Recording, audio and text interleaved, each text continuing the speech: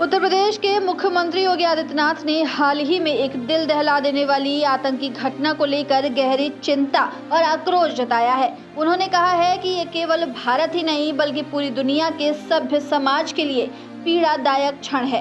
इस कायराना हमले की अंतर्राष्ट्रीय स्तर पर निंदा हो रही है और ये स्पष्ट संकेत है कि आतंकवाद अब अपनी अंतिम सांसें गिन रहा है। मित्रों, 22 अप्रैल को पहलगांव कश्मीर के अंदर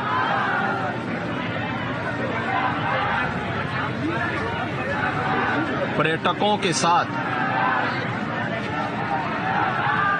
जो आतंकी हमला हुआ है।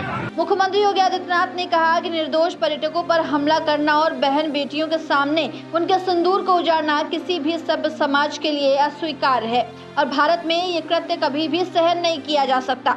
उन्होंने जोर देते हुए कहा कि भारत सरकार ने आतंकवाद और उग्रवाद के खिलाफ जीरो टॉलरेंस की जो नीति अपनाई है वो अब निर्णायक रूप से परिणाम दिखा रही है। यह एक क्रूर, बीभत्स,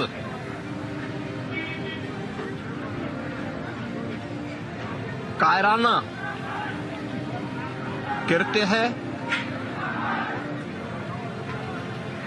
न केवल देश ने बल्कि दुनिया के हर सभ्य समाज ने इस घटना की निंदा की है। ये घटना बताती है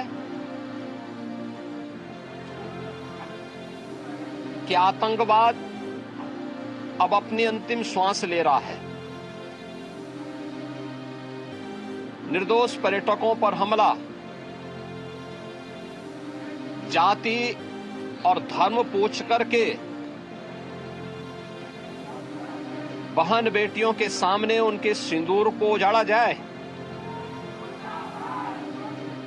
यह कोई सभ्य समाज स्वीकार नहीं कर सकता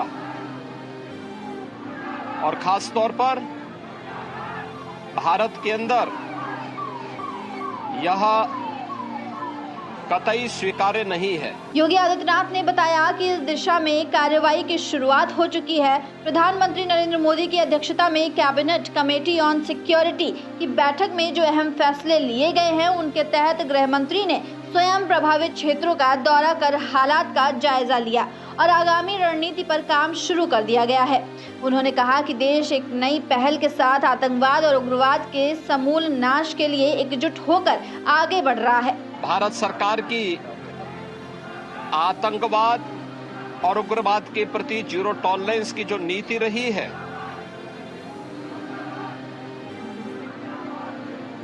वह प्रभावी ढंग से आतंकवाद का नेस्तनाबूद करेगी। और आपने देखा होगा कल इसकी शुरुआत, इसके ताबूत पर अंतिम कील ठोकने की शुरुआत हो चुकी है। आदरणीय प्रधानमंत्री जी की अध्यक्षता में सीसीएस की बैठक में जो निर्णय लिए गए हैं, आदरणीय गृह मंत्री जी ने स्वयं उन क्षेत्रों का दौरा किया और आगे की रणनीति के साथ ही आतंकवाद और उग्रवाद के खात्मे की एक नई पहल के लिए अब पूरा भारत आगे बढ़ा है। मुख्यमंत्री ने शुभम द्विवेदी के परिवार से मुलाकात कर उन्हें सांत्वना दी और कहा कि प्रदेश सरकार इस दुख की घड़ी में पीड़ित परिवार के साथ पूरी मजबूती से खड़ी है। उन्होंने भरोसा दिलाया कि जिन्होंने ये बर्बर कृत्य किया है उन्हें उनके अपराध की सजा जरूर मिलेगी। परिवार दुखित है। शुभम द्विवेदी परिवार का एकमात्र पुत्र था। 2 महीने पहले ही उसकी शादी हुई थी। परिवार दुखित है। मैं दिवंगत आत्मा की शांति की कामना करता हूं। परिवार के लोगों के प्रति हमारी पूरी संवेदना है। दुख की इस घड़ी में पूरा देश इस अमानवीय और बर्बर कृत्य की निंदा करता है और इस बात के लिए भी हम आश्वस्त करते हैं कि जिस तरीके से वहां पर जो कृत्य उन आतंकवादियों ने किए हैं,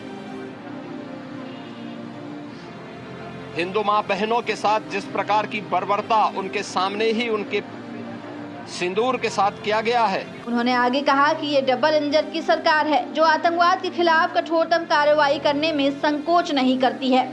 मुख्यमंत्री ने दोहराया कि इस अमानवीय और बर्बर घटना के दोषियों के खिलाफ जीरो टॉलरेंस की नीति को सख्ती से लागू किया जाएगा और पूरा देश प्रधानमंत्री नरेंद्र मोदी के नेतृत्व में एकजुट होकर इस चुनौती का सामना करेगा।